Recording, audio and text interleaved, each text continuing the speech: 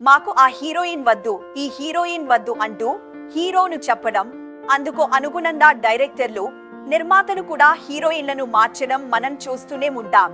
ఈ విషయంపై అనేక మంది హీరోయిన్లు కూడా ఆవేదన వ్యక్తం చేసిన సందర్భాలు లేకపోలేదు. అయితే ఓ హీరోయిన్ వద్దన్నందుకు ఏకంగా హీరోనే మార్చేసిన ఘటన ఎక్కడైనా చూసారా?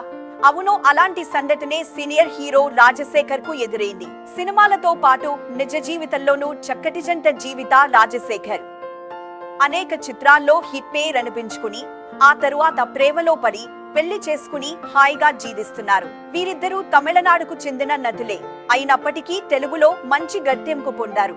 తెలుగులో వీరిద్దరూ నటించిన సినిమాలు సూపర్ హిట్లుగా నిలిచాయి. అయితే రాజశేఖర్ హీరోగా చేస్తున్న ఓ సినిమాలో జీవితను హీరోయిన్ గా తీసుకోవాలని నిర్మాతలు అనుకున్నారట. కానీ దీనికి రాజశేఖర్ అంగీకరించలేదు.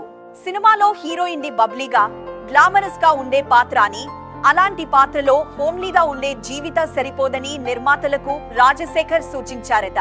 దానికి దర్శక, నిర్మాతలు కూడా సరేనని చెప్పి రాజశేఖర్ ను పంపించేశారట. 4 రోజుల్లో షూటింగ్ మొదలు కావలసి ఉండగా 10 రోజులైనా అవతలి నుంచి ఎలాంటి సమాచారం రాకపోవడంతో నిర్మాతలకు ఫోన్ కూడా చేశారట. కానీ అవతలి వారు కనీసం ఫోన్ లిఫ్ట్ చేసిన పాపాన కూడా పోలేదట.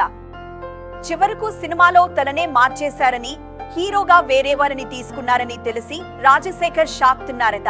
అయితే ఆ తరువాత జీవిత, రాజశేఖర్ ఇద్దరు తెలుగు చిత్రసీమలోకి అడుగుపెట్టడం, ఇక్కడ మంచి గుర్తింపు తెచ్చుకోవడం, ఆ తర్వాత ప్రేమలో పడి పెళ్లి చేసుకోవడం జరిగిపోయింది.